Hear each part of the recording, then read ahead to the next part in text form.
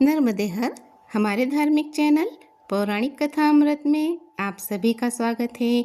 पुरुषोत्तम मास अधिक मास की आप सभी लक्ष्मीपति नारायण भक्तों को हार्दिक शुभकामनाएं। यह मास आपके जीवन में सौभाग्य, स्वास्थ्य, खुशी, धन, वैभव, संपदा, यश, कीर्ति, मान सम्मान, अपनों का स्नेह, बड़ों का आशीर्वाद और लक्ष्मी नारायण की अनंत कृपा लेकर आया है। आज हम पुरुषोत्तम मास, जिसे अधिक मास भी कहते हैं, के अध्याय 14 का श्रवण करेंगे। अपने हाथों में अक्षत और पुष्प लेवे लक्ष्मी नारायण का ध्यान करें, शांत चित्त से कथा का श्रवण करें। ओम जय श्री लक्ष्मी नारायण। पुरुषोत्तम मास महात्म्य कथा में श्री नारायण बोले, हे नारद, अब आगे की कथा सुनो। राजा दृढ़धनवा, जो शुक पक्षी के वचनों से अत्यंत चिंतित थे, उसी समय उनके महल में महर्षि वाल्मीकि पधारे। राजा ने दूर से ही उन्हें आते देखा तो तुरंत उठकर अत्यंत विनम्रता और श्रद्धा से उनके चरणों में दंडवत प्रणाम किया। विधिपूर्वक उनका पूजन कर उन्हें उच्च आसन पर बैठाया। उनके चरणों को अपने हाथों से धोकर उस चरणामृत को बड़े हर्ष से अपने मस्तक पर धारण किया। फिर शुक पक्षी की बात स्मरण करते हुए मधुर वाणी में बोले, हे भगवान, आज मैं धन्य हो गया हूँ। आपके दर्शन से मेरा जीवन सफल हो गया है। आज मेरे सभी मनोरथ पूर्ण हो गए। आपके दर्शन मात्र का सार समझ में आ गया। मेरे सौभाग्य का वर्णन करना भी कठिन है। राजा के विनम्र वचन सुनकर महर्षि वाल्मीकि अत्यंत प्रसन्न हुए। बोले, हे राजन, तुम इतने चिंतित क्यों हो? अपने मन की शंका निसंकोच कहो, जिससे उसका समाधान हो सके। तब राजा दृढ़धनवा बोले, हे मुनिवर, आपके चरणों की कृपा से सब सुखद है, परंतु मेरे हृदय में एक गहरा संदेह उत्पन्न हो गया है।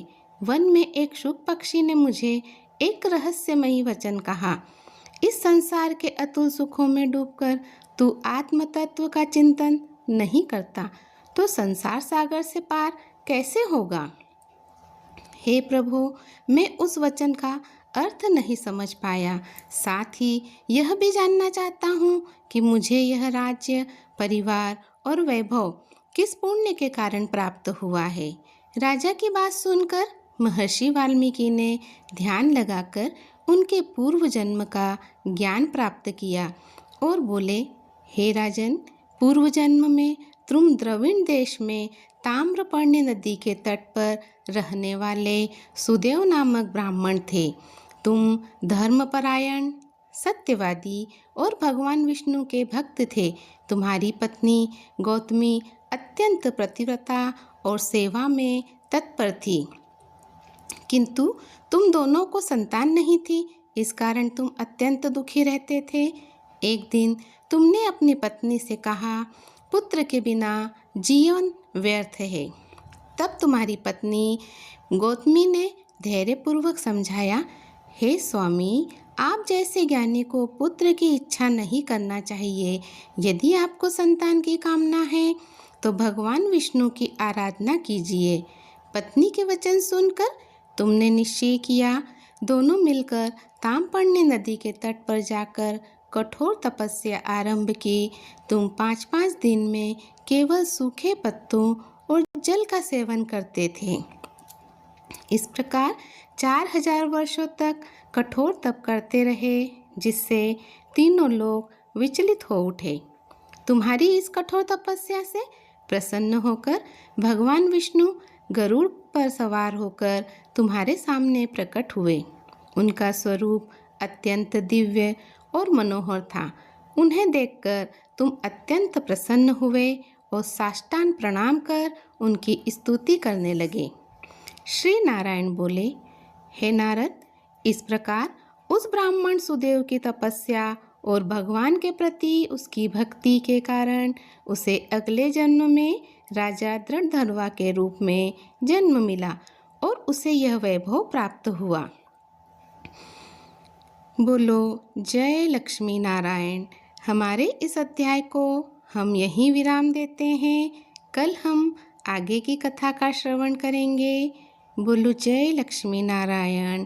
आप अपने हाथों के अक्षत पुष्प नारायण के समक्ष रखें और प्रणाम करें। विनती करें कि हे श्री नारायण, मेरे इस कथा श्रवण से प्रसन्न हो, मुझ पर कृपा बनाए रखना। आज का दान, आज आप काली तिल, काली उड़द, सिंदूर, मौसमी फलों का दान करें और संध्या काल में तुलसी की बत्ती मंदिर, पीपल, त्रिवेणी में लगाएं और ओम नमो भगवते वासुदेवाय का जाप करें। श्री हरि आपकी सभी मनोकामनाएं पूर्ण करे। जय लक्ष्मी नारायण, जय लक्ष्मी नारायण। ओम नमो भगवते वासुदेवाय।